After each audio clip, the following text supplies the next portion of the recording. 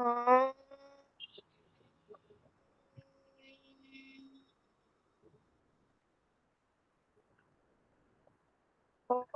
भूर्भुवस्वः तत्सवितुर्वरेण्यं भर्गो देवस्य धीमहि धियो यो नः प्रचोदयात्। ओम शांति शांति शांति। अपने दोनों हाथों को रब करेंगे, उस ऊर्जा को अपनी आंखों पे लगाएंगे, धीरे धीरे अपनी आंखें खोल देंगे। सभी को प्रणाम। चलिए आज आ जाते हैं biomedical of carbohydrates, biomedical importance of carbohydrates. तो कैसे इसकी इंपॉर्टेंस है, क्या चीजें हैं वो देखते हैं। Carbohydrates, glucose are the major source of energy in the body. काफी बड़ा सोर्स है एनर्जी, बॉडी एनर्जी को प्राप्त करने का, और सबसे ज्यादा, सबसे जल्दी, सबसे इंस्टेंट जो हमें एनर्जी प्रोवाइड करता है वो होता है carbohydrate. Erythrocytes and brain cells are almost completely dependent on the glucose for energy. Erythrocyte क्या होता है बताइए, पढ़ा चुकी हूँ मैं।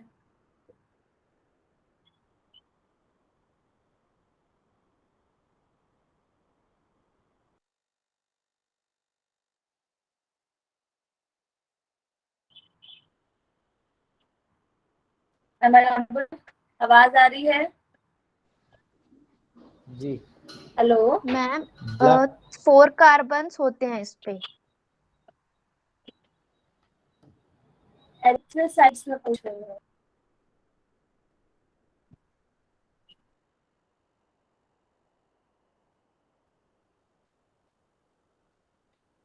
फोर कार्बन्स कहाँ पे आ गए? प्रीतिका, हेलो नो मैम, मैं प्रीतिका क्यों नहीं कंफ्यूज हो बोल गई रही है? थी। जी मैम, याद नहीं आ रहा है मैम।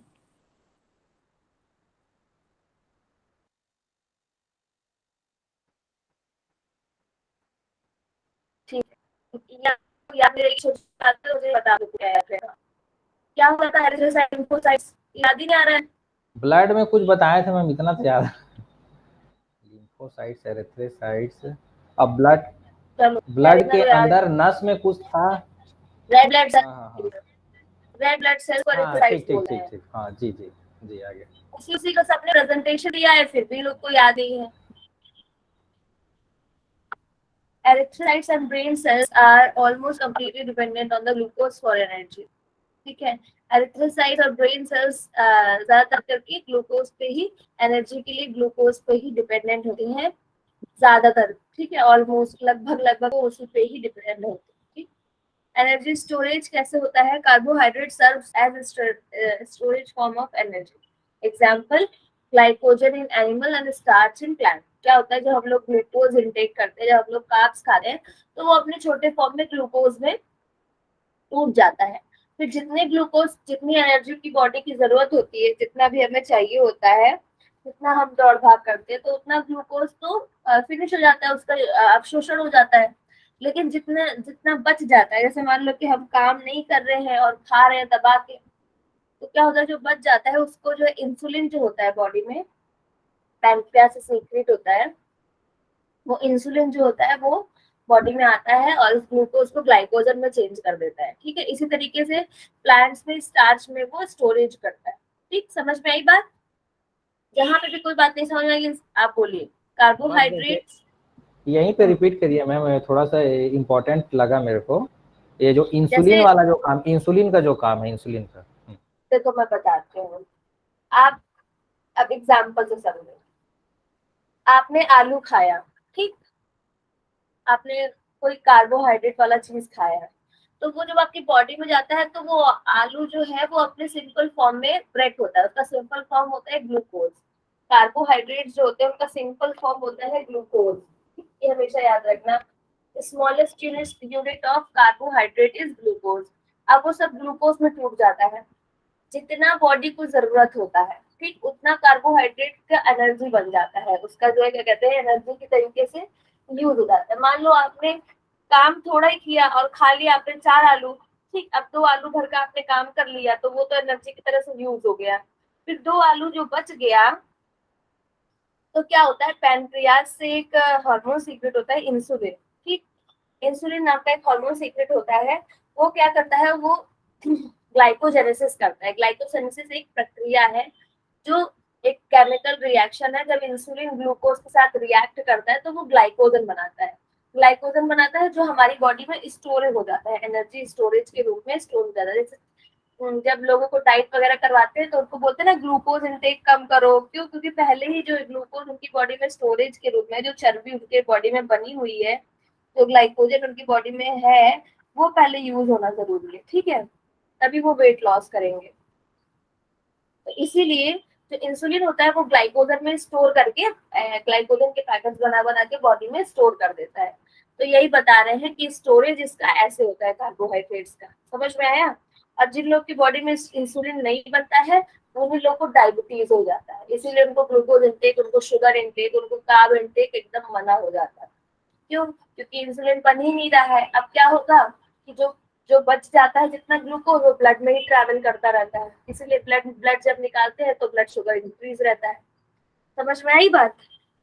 जी मैम। क्लियर और हुआ ये इंसुलिन, कॉन्सेप्ट? हाँ जी जी, ये इंसुलिन पेनक्रियाज में बनता है ना मैम? हाँ, पेनक्रियाज में बनता है। चल ठीक।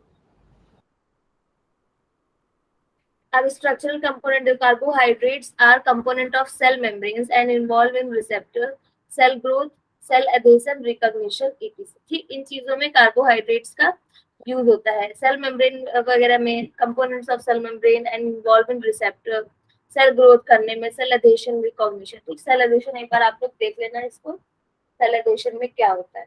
ठीक, कार्बोहाइड्रेट का वैसे तो सिंपल यूज एनर्जी के फॉर्म में ही करते हैं, लेकिन सेल सेल के उसमें जैसे सेल ग्रोथ करने में काफी अच्छा है। ठीक, इन सब चीजों में इसका यूज है। नेक्स्ट आ जाते हैं।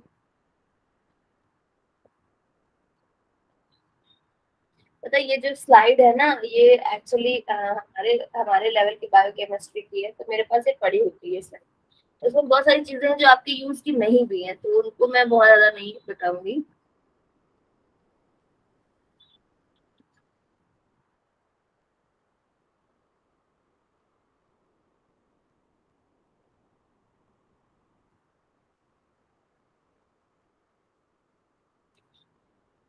ठीक है,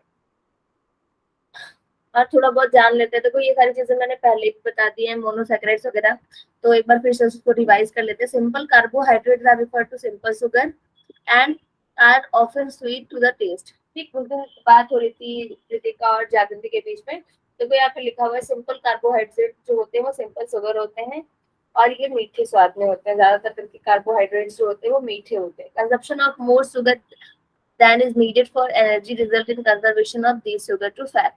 ठीक, क्या होता है कि देखो कभी अगर आप जैसे कोई स्पोर्ट्स में अगर भाग लिया हो, कोई अगर खेल कूद में गया हो, तो जब भी या फिर किसी के साथ अगर आप लोग में से कोई गया हो, तो आप देखते हो जैसे कोई धावक दौड़ने जा रहा होता है ना, तो उसके जो सर रहते हैं, उसके जो वहाँ पे टीचर रहते हैं, वो क्या करते हैं, उसको खूब सारा ग्लूकोज फका देते हैं, खूब सारा, उसको मतलब उसके मुंह में एकदम भर देते हैं। ठीक, अब वो क्या करता है, उसको अंदर देते तो क्या होता है, इंस्टेंट एनर्जी बना देता है। ग्लूकोज जब जाता है तो इंस्टेंट होता है, तो वो तेजी से भागता है। ठीक, और जैसे वो आता है दौड़ दौड़ के एकदम हांफने लगता है, तो फिर उसके साथ उसको ग्लूकोज फटवा देते हैं। हम लोग तो मतलब कभी, जैसे मैं तो स्पोर्ट्स एक्टिविटी में पार्ट नहीं ली, लेकिन देखने में रहती थी, तो मैं देखती थी कि जब कोई जाता था भाग में, तो उसके साथ उसको खूब ग्लूकोज फटवा देते थे, और फिर भागता था, फिर लौट के फिर उसको खूब ग्लूकोज देते थे। ठीक, तो इसी तरीके से ये लोग बता रहे हैं कि consumption of more sugar than is needed for energy. जब बहुत ज्यादा एनर्जी की जरूरत हो तो आप इन सारी चीजों को लेते। जब बहुत लोग बहुत लूज फील करते हैं तो सब लोग कहते हैं जरा ग्लूकोज घोल के पिलाओ, थोड़ा आराम मिले, है ना। कॉम्प्लेक्स कार्बोहाइड्रेट इंक्लूड स्टार्च, ये सारी चीजें बता चुकी हूँ पहले ही।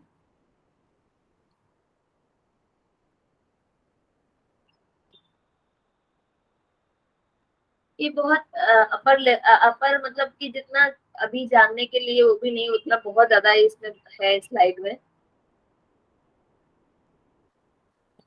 ये तो बता ही दिया, डाइसैकेराइड, पॉलीसैकेराइड। ये देखो, अब इसको देखो, इसको ये चीज थोड़ा समझने की कोशिश करो। अब देखो कैसे आप लोग मोनोसैकेराइड, डाइसैकेराइड ये समझोगे। देखो इसमें क्या है, one one molecule of glucose. ठीक, सेकेंड में क्या है, दो है। ठीक, ऑलिगो में क्या है, दो से ज्यादा और 9 से कम। ठीक, वो ऑलिगो में क्या है, 2 से ज्यादा हो और 9 से कम। ठीक, और 10 से ज्यादा और 10,000 से 10,000 तक जा सकता है, जो ग्लूकोज के मॉलिक्यूल जुड़ सकते हैं, तो वो होता है पॉलीसेकेराइड्स। ठीक, समझ में आई ये वाली बात? दिख रहा है, इससे क्लियर हो रहा है कुछ कॉन्सेप्ट? हेलो, हाँ बोलते चलो।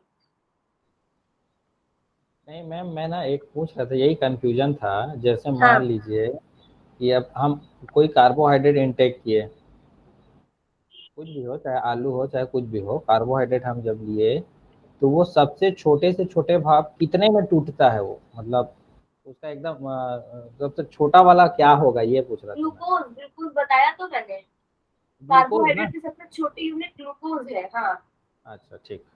जैसे कि हमारा शरीर है, अब सबसे छोटा भाग क्या है? सेल है। उसी तरह जो हम्म, कार्ब होते हैं, तो वो ग्लूकोज से ही बने होते हैं। ये सारे ग्लूकोज के तो मॉलिक्यूल हैं, ये सारे। ठीक ठीक ठीक। ठीक है। तो एक ये होता है, एक भी बोलते ग्लूकोज है, सुक्रोज और फ्रक्टोज। हाँ, तो ये तो ग्लूकोज ग्लूकोज ही मिलके तो फ्लैक्टोज और लैक्टोज और सुक्रोज ये सब बनाते हैं। अच्छा उसकी ठीक। सिंगल यूनिट तो अब मान लो हम आप कह दो कि मैम फिर टिश्यू क्या करेगा, अगर हम सेल की बात करें तो आप बोलो नहीं मैम टिश्यू विश्यू तो टिश्यू तो सेल से ही बना हुआ है, उसका बेसिक ग्रोथ जो है वो तो सेल से ही है। आप सबसे छोटी यूनिट पूछ रहे हो ना। हाँ, सब कुछ ठीक। ठीक है।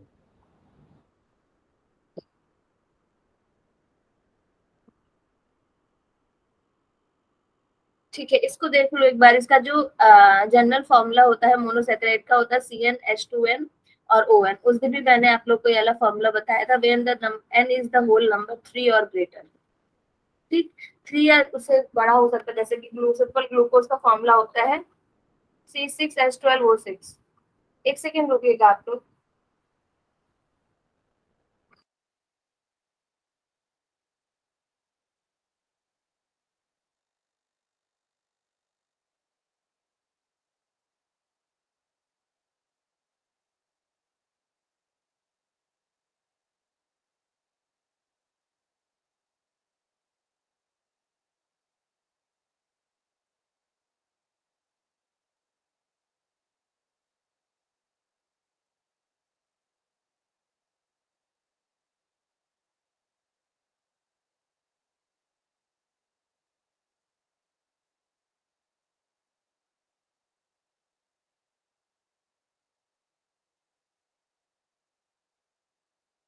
हेलो।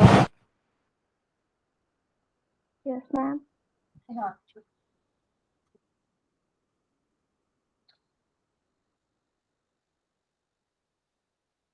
तो इसका सिंपल ये चीज जान लो कि CnH2n ON इसका फॉर्मूला होता है। और जिसमें n है वो 3, मतलब C3H6O3। इससे बड़ा कोई भी फॉर्मूला होगा वो मोनोसैकेराइड्स के अंतर्गत आएगा।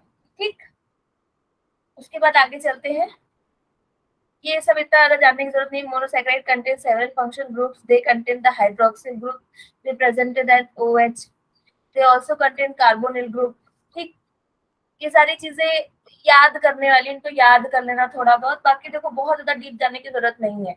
क्वेश्चन भी आएगा तो अगर आप उसमें कार्बोहाइड्रेट समझाओगे, उसके फंक्शन समझाओगे, उसके जब सिम्टम समझाओगे, सिम्टम बोल रहे हो, उसके जब फंक्शन समझाओगे, उसके सोर्सेस बताओगे और उसके टाइप्स बताओगे ना, इतने में ही अगर आपको 15 नंबर का भी क्वेश्चन आता है ना, तो इतने में ही हो जाएगा। ठीक, थोड़ा बहुत फॉर्मूला वॉर्मूला नोट कर दोगे, ये सारा फिगर बना दोगे ना, तो देने वाला अच्छा नंबर दे देगा। ठीक,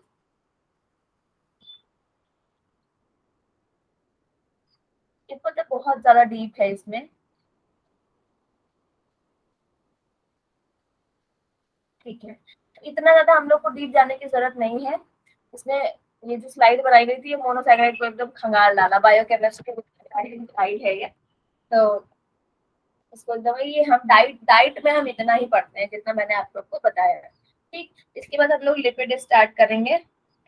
तो इतना अभी अभी तक कार्बोहाइड्रेट में जो डाउट रहा हो वो बताइए।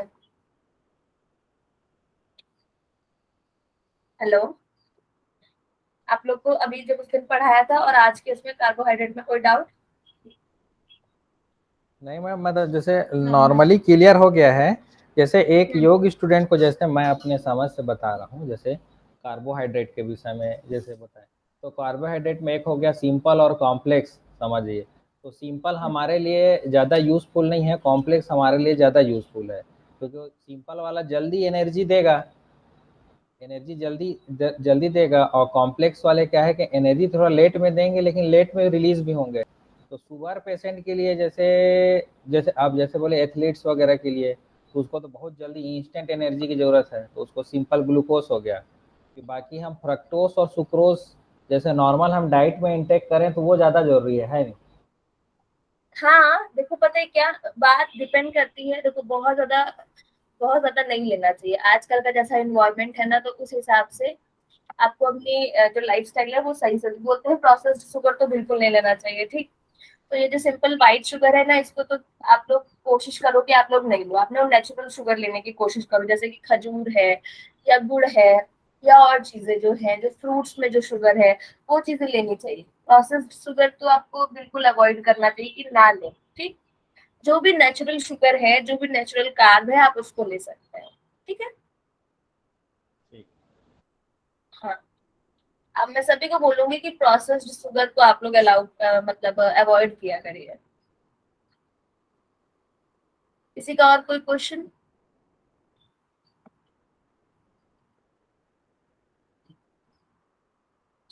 एक बार लिपिड वाली स्लाइड खोलती हूँ।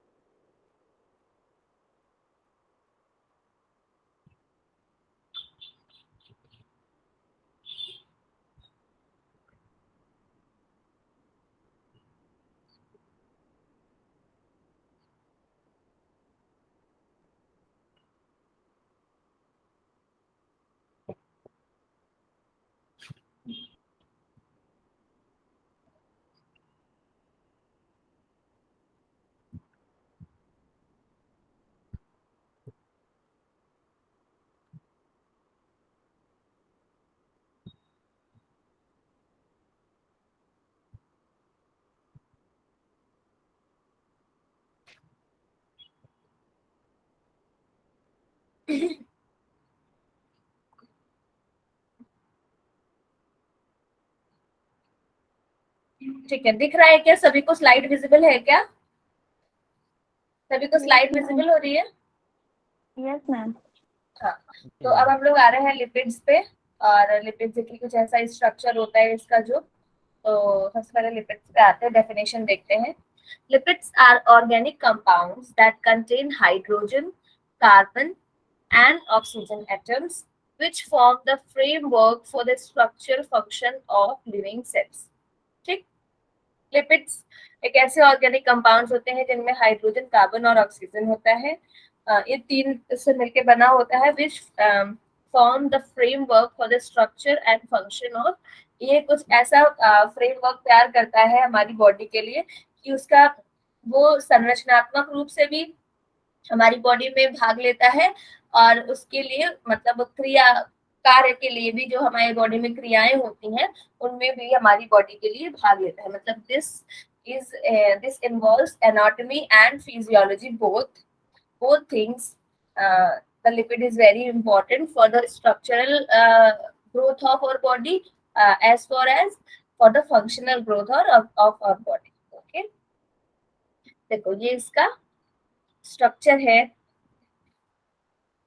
लिपिड बाइलर ऐसे इस तरह से लिपिड बाइलर आपस में जुड़े रहते हैं, ठीक है। हमारी बॉडी में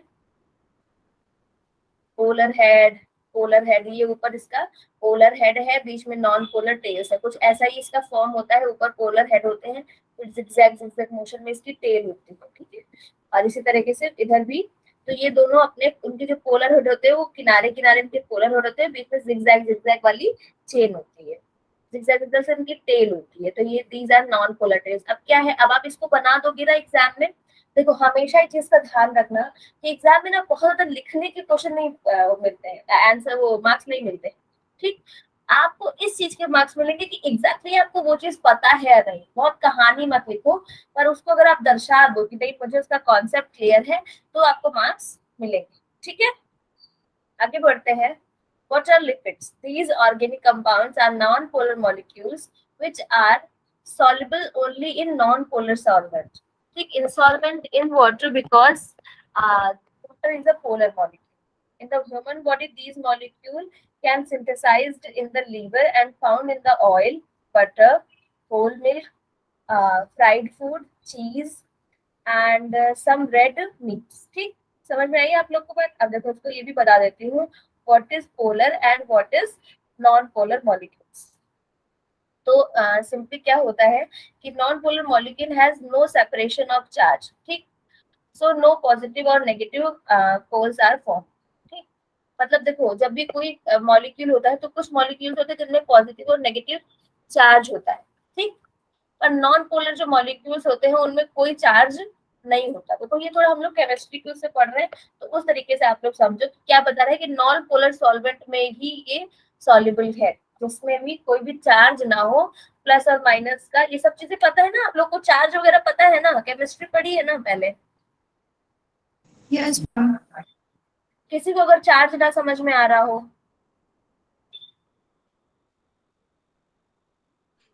मैम हम कॉमर्स वाले हैं। चार्ज क्या होता है? जैसे आप जैसे मान लो कोई ऐसा कंपाउंड है या कोई ऐसा मॉलिक्यूल है, तो उसमें क्या होता है ना, प्लस माइनस चार्ज होता है। जैसे कभी देखा हो तो जैसे ऑक्सीजन होता है ना, तो उसमें O2 प्लस लिखा रहता है। कभी देखा है? कभी उसको ऐसे देखो O2 प्लस या H प्लस, हाँ है ना? और कुछ कुछ होता है जैसे Cl, क्लोरीन होता है उसमें माइनस चार्ज होता है ना? कभी देखो अगर क्लोरीन अगर लिखा होता है तो Cl माइनस लिखा होता है उसका फॉर्म, तो उसमें चार्जेस होते हैं, प्लस माइनस फॉर्म में उसके ऊपर चार्जेस होते हैं। तो ये जो लिपिड है ये केवल और केवल जो ऐसे सॉल्वेंट में ही सॉल्यूट होगा, ऐसे ही उसमें मिलेगा जिसमें कि प्लस माइनस कोई चार्ज ना हो, नॉन नॉन पोलर मॉलिक्यूल। ठीक, समझ में आई बात? Polar and non polar molecule. जी मैम। तो किन चीजों में molecules can be synthesized in liver and are found in, देखो लीवर में सिंथेसाइज होता है, और क्या होता है ऑयल में, बटर में, मिल्क में, चीज में, फ्राइड फूड्स, इन सब चीजों में ये, और कुछ कुछ रेड मीट्स होते हैं जिसमें ये पाया जाता है। ठीक है, लिपिड्स आप लोगों ने पहले भी पढ़े हैं, किसी का टॉपिक भी था शायद लिपिड ना। सिंथेसाइज्ड का मतलब समझ रहे हैं? सिंथेसाइज्ड का क्या मतलब होता है लोमस? उसी को तो सोच रहा हूँ मैं, नहीं समझ रहा। मतलब वहां पे मिलता है, पाया जाता है, क्या है? नहीं, फिर मैं सिंथेसाइज्ड पूछने मतलब वाला। संश्लेषण उसका वहां पे होता है। संश्लेषण समझ रहे हैं ना? अच्छा। हाँ, उसका संश्लेषण वहां पे होता है लीवर में। जैसे तो कभी देखो जो लोग ज्यादा फैटी फूड खाते हैं तो उनका फैटी लीवर हो जाता है। क्यों? क्योंकि उसका जो भी संश्लेषण है वो लीवर में होता है। ठीक है, ठीक ठीक। हाँ। तो क्या होता है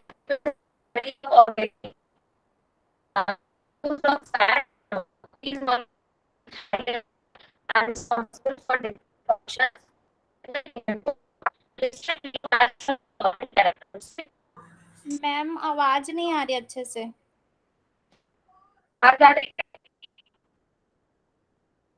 ब्रेक हो रही है मैम, मैम आवाज कट रही है आपकी। आवाज आ रही है मेरी? Hello, am I audible? Ma'am hello, आपकी आवाज कट रही है।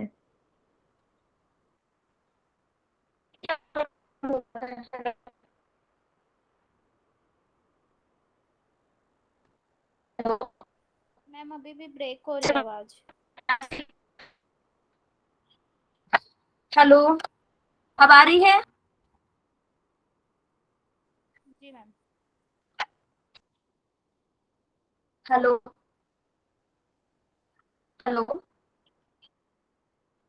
हाँ मैम आ रही है आवाज। मैं ये कह रही हूँ कि फिर आज की क्लास को यही जी मैम, बहुत कट रहा है काफी आवाज।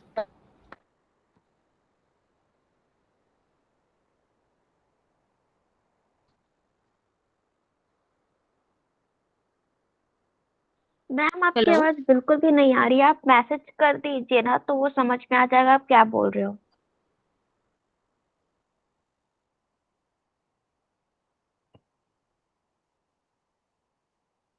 हेलो, आवाज आई है? हाँ अभी आ रही है। जी। मैं ये कह रही हूँ कि आप जाके प्रेयर का। मैं फिर से ऐसी ब्रेक हो रही है। मैम आपने मुझे कुछ बोला। प्रेयर। ओके। सभी किसी भी ध्यानात्मक आसन में बैठ जाएंगे। लंबी गहरी सांस लेंगे, लंबी गहरी सांस छोड़ेंगे। ओम का उच्चारण करेंगे, तत्पश्चात शांति पाठ करेंगे।